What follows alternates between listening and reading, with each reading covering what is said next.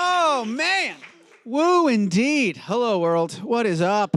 Welcome to Build. I'm your host, Matt Forte. We've got an amazing crowd here, and we are here live at the Build studio in New York City. Chicago PD, part of the extended Dick Wolf universe, is in its 7th season and is the biggest and best it's ever been. On the cusp, yes. Oh, wait. Told you. On the cusp of its mid-season break, and with the fate of fan favorite Jay Halstead hanging in the balance, I, for one, am super excited to have our next guest here to discuss as much as he's legally allowed. From Chicago PD, the great Jesse Lee Soffer is here. How about that, guys? Come on. You hear them? No joke. We are hyped. We're going to bring them out in just a moment. But first, I believe we have a quick peek at the show. So let's go ahead, run that clip.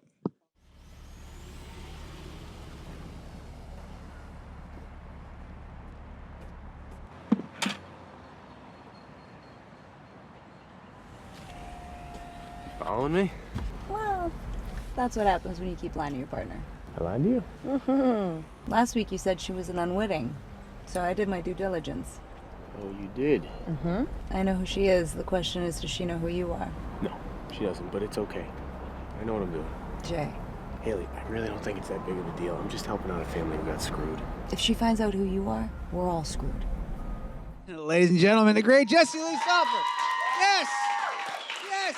How's it going? Hi, guys. One more time. Jesse Lee Soffer. Come on, let's go. Thank you. Thanks, guys. Very excited group of fans for you here, man. Thank you so much for coming and hanging out with us on this, the eve of the fall finale of Chicago PD. Tomorrow night, big night. We're all very concerned for you. Yeah, I'm concerned, too. Yeah. It's a life or death situation. It's very scary. Very true. Very true. How are you? Life or death situation aside, how you doing, man? How's life right now? I'm doing great. It's kind of crazy, like 7 seasons in, to be saying we're still having fun, you know? Who would have thunk playing these characters for this long, and we're still like going strong, chase scenes, fight scenes, and still excited every day. It's a victory. I'm so grateful.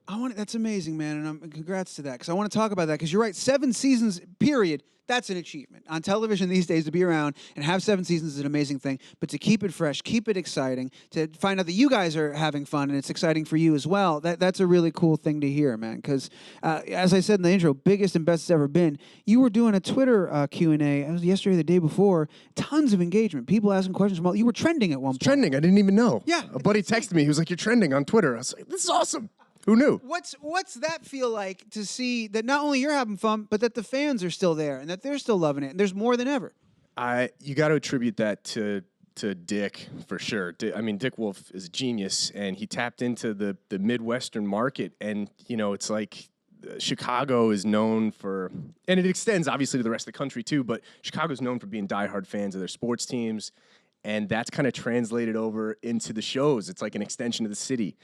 This one Chicago universe that he's created, and it's really special to be a part of. Yeah, you I don't know if you went to school or just took some classes at NYU, but you're a New York boy to some degree, a little bit. Born up the river in Ossining, right. and yes, took classes at NYU. I did not really attend, and I was doing. It's on Wikipedia. Wikipedia. Yeah, well, exactly. It's BS. That it's such transparently BS. shows my level of rearch and how deep I scratch here. Sorry, I'm sorry. to out you. IMDb trivia and Wikipedia, and then we go. That's it. I'm sorry to out you. No, it's fine. Because I'm the only person checking the internet and looking you up before you come here. But I bring that up because being someone who's from New York, has been in New York for years, Dick Wolf and his legacy looms over this city with all of his shows and everything like that. So as an actor, to be a part of a Dick Wolf show, it's got to be huge. Oh, my God, huge. You know what? I have a good story about it. I actually got cast on SVU as a guest star, but I was doing the soap at the same time. I was on a soap for a long time, As the World Turns. Yep. Never heard of it. Kidding. Yeah. I'm kidding. And that's why I was taking the classes at NYU. Couldn't do both. And so I got cast, but I couldn't do it because of the soap. And I was like really bummed, you know, and I was like, I'm never going to get to, and then I moved out of New York, and I'm never going to get to do a Dick Wolf show. Yeah. So when this happened, it was like dream come true, working for Dick Wolf, everything comes back around. And it was really fantastic. There was something in doing my surface level Wikipedia research. There was something. Hang on, though, but I don't know if you know this or not. You must. But where'd you go to high school? The Gunnery. Gunnery. Yeah. Dick Wolf went there too. That's totally Yeah. true. Yeah, How- I we've talked couldn't about f- it a couple times. We went to the same high school. How weird is that? I couldn't find a natural way or a question to fold in. I was like, I got to just bring that up. That's just weird. That's just weird. That's just a Coincidence. weird Yeah, thing in the totally, universe. totally. Yeah, I was gonna say, but surely you two have talked about that at some point. A little bit, yeah. I think the school changed a lot from when he was there to when I was there. It's like 61, he was there. or But something. I've brought it up at dinner a couple times, when the whole cast is around it, and he's always kind of like, yeah, I went to gunnery, yeah. Like, so what? It's like not, it's like there's, I hope you brought more to this conversation, young man. Totally, yeah. All right, so let's get it out of the way. Tomorrow night, we're all waiting to see what happens. Obviously, please don't tell me what happens. I don't want to be spoiled. But what can you tease? What are the approved things that you can let us know about? Why should we be excited? Should we be concerned? Yeah. Are we right to be worried? So basically, there was an episode a couple episodes ago where we used facial recognition software to get this guy who looked good for 2 murders of these young kids. Jay has a huge heart, strong moral compass, so he couldn't let it go. And this guy ends up dying in prison, and we put him there wrongfully. He's wrongfully accused. So Jay takes it upon himself to start taking care of the guy's family. I think I can say that. I'm not sure if there might be a sniper somewhere. I've seen He's that dead. elsewhere. That's it. That He much said I too think much. It's okay. So far, you're doing all right. Yeah. So he starts trying to take care of the guy's wife and young kid because he feels so guilty and he wants to do the right thing. And that ends up biting him in the butt because she's involved with some drug dealers. They end up kidnapping them. And basically, I might not make it out alive. That's all. That's the talking point that you guys need to know. There's audible gasps when you said that. We all kind of I'm knew. sorry. but I'm hearing sorry. you It's say true. it makes it very real. One of the things that I wanted to ask you about, this season in particular, I think for Jay, we see you playing around a lot with that gray area of getting the job done, right? And how far do we push it to get those results and things of that nature? And I just think there's been a lot of exciting areas that you've gotten to kind of navigate with Halstead this year, more so in the past. Yeah, I think the writers do a really good job of playing with that gray area. And, all of our characters have a good moral compass and they're always trying to do the right thing. They just might be going about it the wrong way, or they might be, playing in that gray area, like we said. And it's seeing how they deal with it and seeing how much they love their jobs and how much they love the city and they want to do the right thing for it, but how far they're willing to go to get the job done. Yeah. And we're still dancing that line, and it's working. Was that exciting when you found out in season 7, not just the arc as a whole, but all the different stuff that you'd get to do, to be 7 seasons deep, like you said, and wow, this is still fresh, this is still exciting. What was your reaction when you saw all these things that you were going to get to do this season? Oh, that's a tricky question because actually we get the scripts right before we start filming them. No way, really? So literally the night before, sometimes it's like 10 o'clock and it's like, oh, okay, episode 11, and we're about to finish episode 10. Interesting. So I actually don't know what's coming down the line. I actually don't know what's going to happen to Jay after this episode. Wow. So my guess is as good as yours. Interesting. Which makes it fun because you open a new script and you go, okay, what am I up to? Where am I taking this guy? How is this going to unfold?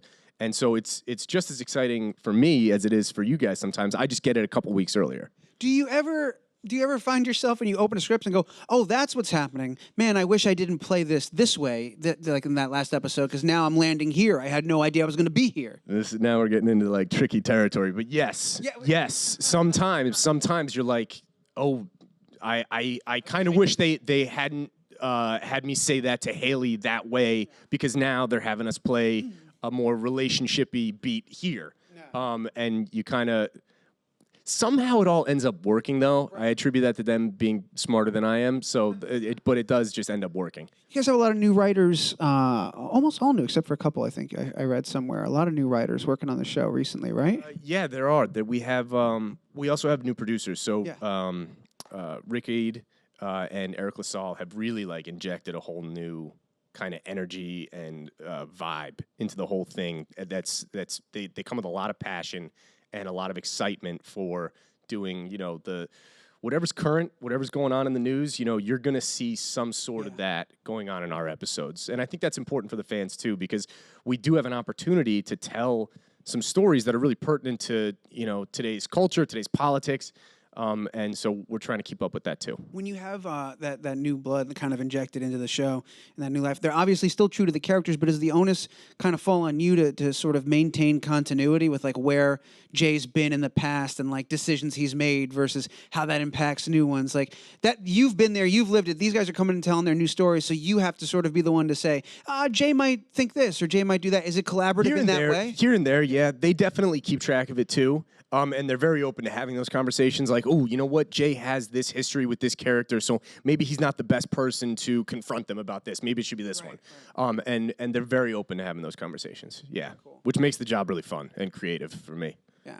We talked earlier about just the level of passionate fans, and there's obviously a lot of questions that we have coming into tomorrow night. One of the big questions, the long-standing question, is Upstead. Will they, won't they? So on and so forth. The Definitely big shipping craze. People, this fan base loves to ship this cast. There is nothing we love more than talking about. Do you guys ship Upstead?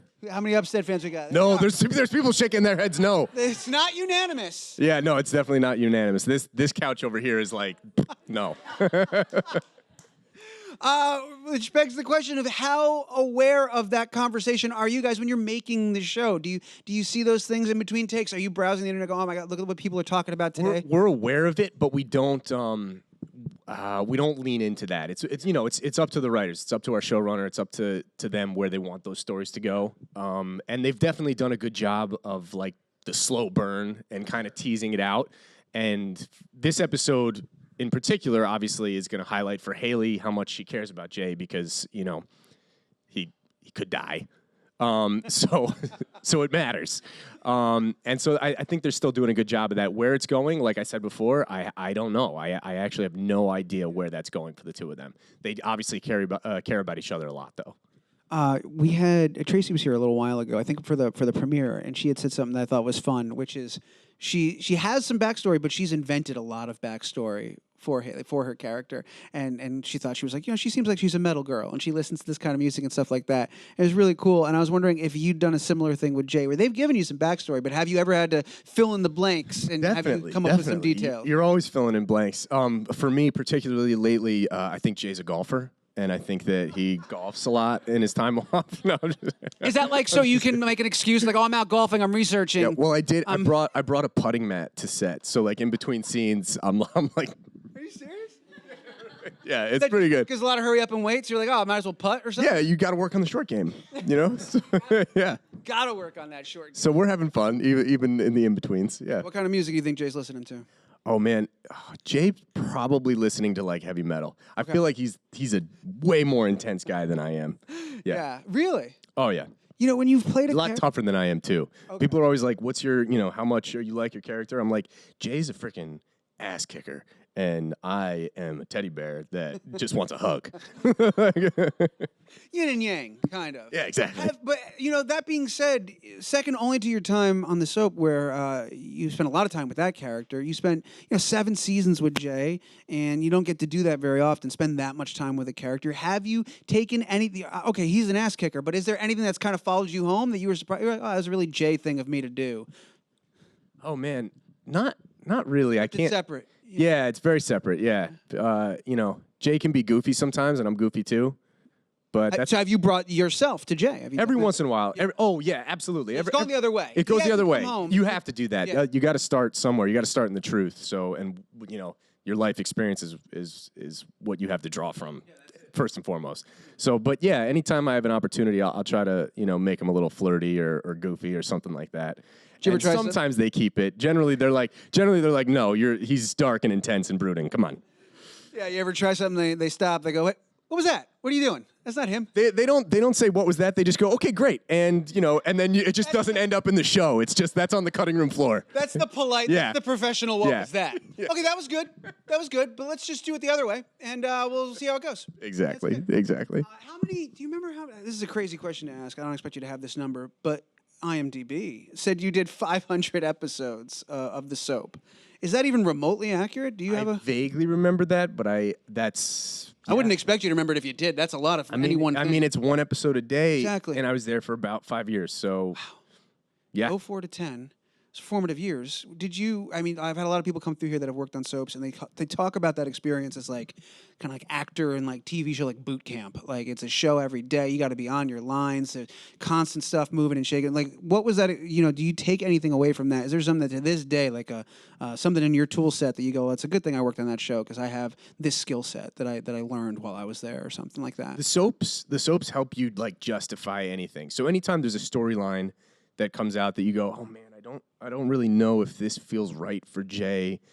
The soaps are kind of like being shot out of a cannon. It's 70 pages every single day. You wake up, you're in half of it, so you learn 30 pages of dialogue that morning, and you figure out how to motivate and what the intentions are for this guy for the day. So it definitely it is like boot camp. It was an education for me for sure. Yeah. It's pretty wild, man. Yeah. And it was, how old were you when you were doing that? It was 04 to 010, so you were... I was 19 to 23, 24. Wow. That is a very formative period for you to be doing that. Yeah. Oh, and then I went back because it says to... Yeah. I think so, yeah. Yeah. I didn't do that much research. No, I'm kidding. I'm just messing with you, man. We're gonna go over to audience Q&A in a second, but I have one last very selfish, indulgent question that I hope you won't mind me asking. Bring it. What do you got? Okay, man. One of the first gigs you ever did was a movie I watched obsessively as a '90s kid, and I thought was hilarious. You were in the Brady Bunch. Movie, yeah. Which is pretty wild. Yeah, you can applaud for that. I played Bobby. Yep. You were Bobby, and that blew my mind because I watched this show and I know you as Jay, and then I was like doing the research for this. I was like, "Holy crap, that dude!" And I put it all together. My world got this much smaller. It was pretty wild. And I know you were a young dude back when that happened, but do you have any memories of that set? That movie was so weird, and you go back and watch it now, and like I don't know how it got made. It's such a crazy concept at that time, and I'm just wondering. It was so vulgar, and we were making fun of the it's show just so much. Crazy. Yeah, nobody takes an IP like an intellectual property and treats it that way anymore. Like they were so aware of what it was. It's a really funny movie, and I'm just curious what you remember as a kid working on that. I mean, I was so young. I was 11 during the first one. Yeah. I think during the premiere, I sat next to Maureen McCormick. Was that her name? Yeah. She played Marsha. And I remember looking over at her during the premiere, and I'm 11, so I don't really totally know what's going on. I know that we're kind of, that we're poking fun at the show. Yeah. And I remember seeing her face like horrified at one point. I think because in our movies, Marsha and Greg were like flirting and. Yeah, by the second one, it got real weird. And so, that's what it was. It was the second one, and her face was like mortified, and I just went, This is strange. I feel strange, and that's kind of what I remember. And you remember? Yeah, that's an accurate. It's too long ago. It's too long ago. I know. I knew it was a stretch, but I had to bring it up. Thank you. Thank you. I appreciate you letting me indulge myself and ask that stupid question that I. All right, man. Let's get some real questions from the fans out there. This first one's coming from Twitter. This is from Rojas Upton. What's up? Rojas Upton. They just corrected it in my prompter. What has been your favorite storyline to play so far? And is there one you haven't gotten to explore that you'd like to do in the future? That's a great question, Rojas Upton. I think actually what's going on right now, it's my answers both your questions, and it's that Jay and Voight are getting closer. They both respect each other, and they recognize that they're both doing the same job, going about it different ways. And they're growing closer because of that. They trust each other more. They respect each other more. Hopefully, Jay listens to Voight a little bit more. So I want to see that continue to play out. Nice. Thank you. Good question. Thank you so much, Rojas Upton. Or Danielle, because then I read it, and that seems to be your real name. But let's go ahead and get a couple in the room. I got at least 4 or 5 of them. You got a microphone. Oh, man. Hi, Jesse. Hi, how's it going? Good. My question for you is, if you can choose anybody to guest star on PD, who would it be? Somebody asked me this actually in an interview like a couple days ago, and I was like, Mike Tyson, because I think I know. It's like word association. Mike Tyson. I think at one point I remember on Twitter him saying that he was like a big fan of the show and he watched, and I was like, oh yeah, he should be a bad guy. He should come on and be some crazy fucking murderer. So, I just swore. Sorry. It's the internet. He should be some murderer. It would be so much fun. So I mean that would be fun. Also, I think that we should bring the SVU people back. The universe, right? It's fun playing with Mariska and Ice and stuff like that. And the universe has grown, the Dick Wolf universe. So, like, why not go play over there? Bring them over, play with us. You know it's always fun. People forget long before Avengers, man. Dick Wolf was making shows and putting people on different channels and shows. Yeah, he's the king of the crossover. King of the crossover. King of the crossover. Is that a weird experience for you to bring your character to a different set and like a different planet, essentially, or does it feel like what does that feel like when you got to go do a crossover? Does it feel weird? Is there as long as the script is kind of close to how the character sounds, then it's easy because it's all the same universe. Right. So it never felt that bumpy.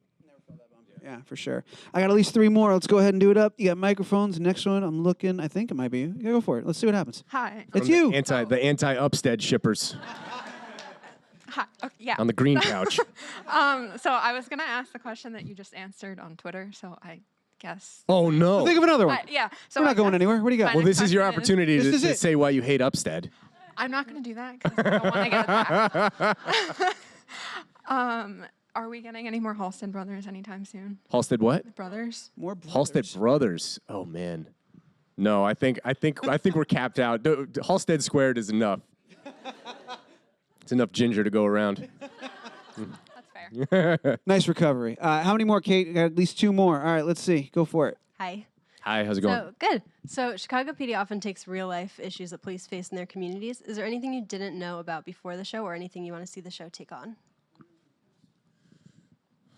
Oh, that's a really tough question. It's a great question. I think we've been doing a good job of depicting what's going on in the news. You know, the facial recognition software stuff, that actually, the ACLU is dealing with cases about that right now. We just did that with the Marcus West episode, which precedes the one that we're doing for the fall finale. And like, you know, Atwater had a great episode last season, you know, witnessing the wrongful killing of someone by what it turned out to be a racist cop, you know, and there's stuff that we're definitely like playing with that line of what's really current, and it's great because it starts to open up conversations and gets people talking, and it can, you know, make some good connections for people to have, I think. But no, is there something that we haven't done yet that I think we need to? I think they're doing a good job so far. So, you know, ask me again at the end of the season. We'll see. Okay, I would love to get one more in if we can. Let's see. Right there. Go for it. Hi, what was your favorite of all 7 seasons to film? Your favorite scene of all 7 seasons to film? My favorite scene of all 7 seasons? Man, there's been some really funny ones, you know, like Patty, like icing his nuts. You know, that was like a hilarious season 1, you know? Like, that's it. There's any time that we're really laughing in a scene, like that's a fun scene to do. But my favorite scene is probably the first scene I filmed, which I think in episode 1 was us going up the catwalk to do the undercover drug buy in that apartment building. But just because it's like it's the first moment of getting any information in your own mind, you know, on set, on camera about who this guy is, the thoughts you're having, what he's going through. And so that for me was definitely the most exciting. Great questions. What, if you look back, has been the most significant change over the 7 seasons for you and how you tackle this character? You think of that first scene, that first time you ever did it, to now they bring you in, they cover you up in makeup and bloody you up. And what's honestly, the biggest difference? The biggest change is probably like how much Advil I take after stunt days. Like, that's it. That's it. Like, that's it. Yeah, the stunts just get a little bit harder, like a little more taxing every time we do them. I'm like, oh, that knee. Oh, my shoulder. Oh, that thing, that wrist, that doesn't work the same anymore. Like, you know, yeah. So it's just the amount of painkillers. It's a very honest, very real answer. I appreciate it. I got to let you go, man. You got a million things going on, but I'm so excited that you came by and hung out with us, especially today. Thank you so much. Thanks for having me. Thank you, guys. We're all pulling for you. We're sure we'll see you on the back half, guys. Positive thoughts. Everybody, don't miss it. Tomorrow, the dramatic conclusion, the fall finale, Chicago PD on NBC. And you can catch the rest of the season. If you haven't seen it, it's on Hulu. So season 7's up on Hulu. You got to come back, man. I'd love to come back. Please do. Whatever you want to talk about, come hang out. Thank you so much. The great Jesse Lee Soffer right here, man. Make some noise. Do it up.